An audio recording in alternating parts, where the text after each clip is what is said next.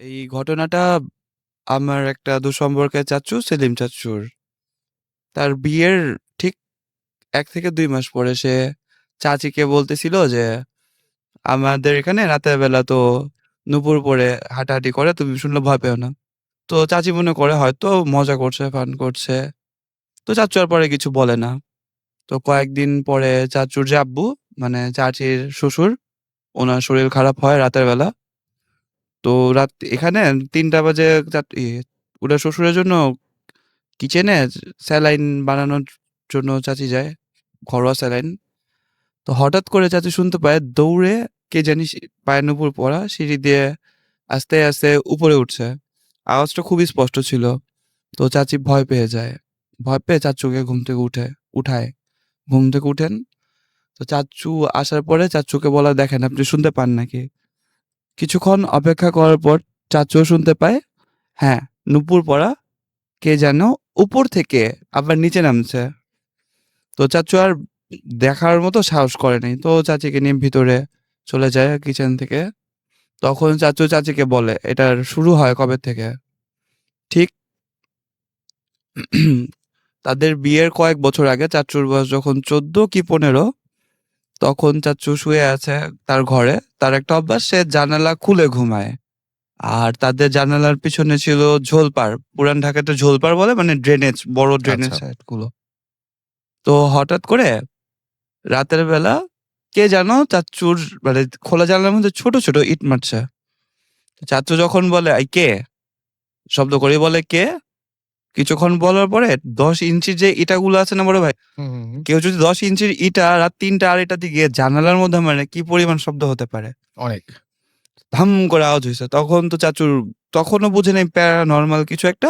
তো চাচ্চু চিল্লাচিল্লি করে তো লাইট-টাইট জ্বালায়, সাথে সাথে টর্চ লাইট জ্বালায় গলিতে মারে, দেখে কিছুই নাই।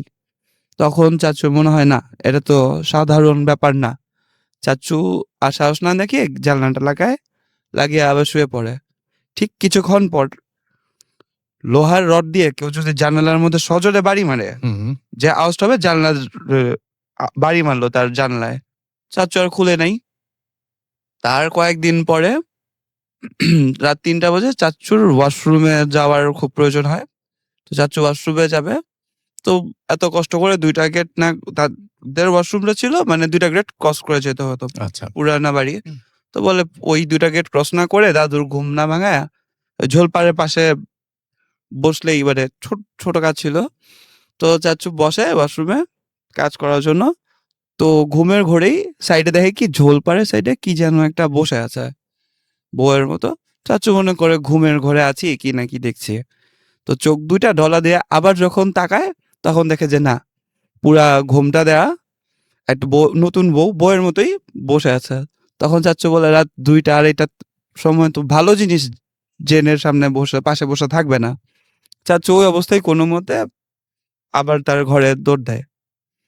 তো এই জিনিসটা এখনো তাদের পিছা ছাড়ে নাই। কয়েকদিন আগে চাচ্চুর যে ছোট ভাই ছিল, তো তাদের ওই পুরানা বাসা এখন ভেঙে ৬ তলা করা হয়েছে।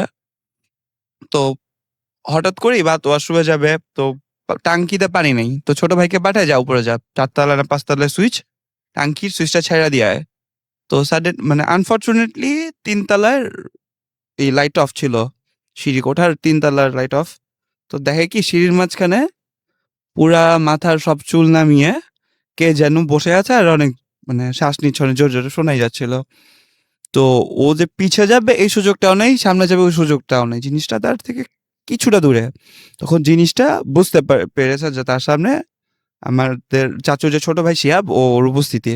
জিনিসটা দেখে বাম হাত দিয়ে রেলিং এ এত জোরে একটা বাড়ি মারে, ১ তলা থেকে ৬ তলার রেলিং এ আওয়াজ হয়। তো আওয়াজটা বাসার সবাই কম বেশি শুনতে পায়। তো কোনোমতে শিহাব দৌড়ে ১ তলায় যায়, যায় তার ভাইকে বলে যে, "আওয়াজটা শুনছো?" বলে, "হ্যাঁ, শুনছি।"